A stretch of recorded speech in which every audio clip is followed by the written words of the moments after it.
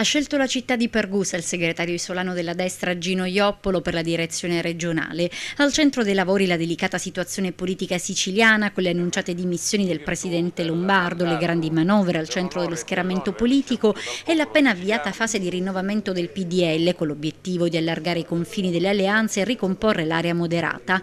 Un quadro politico che potrebbe lasciar configurare per la destra uno scenario diverso, con nuove aggregazioni fino a ieri impensabili.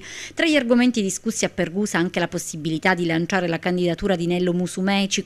Il nome di Nello Musumeci è stato fatto in quest'ultimo periodo, ma non certamente dal nostro partito, ma da altre persone, da pezzi del centrodestra che certamente hanno voluto tributare un omaggio alla capacità, alla serietà, all'onestà di Nello Musumeci. Quindi ci sono state così delle proposte, ma nulla di concreto, cioè dei discorsi soltanto a livello giornalistico. Noi crediamo che è necessario che in Sicilia si ristrutturi un centrodestra organico, perché in questo momento la situazione è molto magmatica, c'è una sorta di scomposizione all'interno del centrodestra, soprattutto a livello dei PDL, e ci saranno indubbiamente delle nuove ricomposizioni. Quindi ancora è prematuro parlare di nomi, anche perché da certe notizie attinte così un po' informali non è sicuro al 100% le dimissioni di Lombardo e le elezioni conseguenziali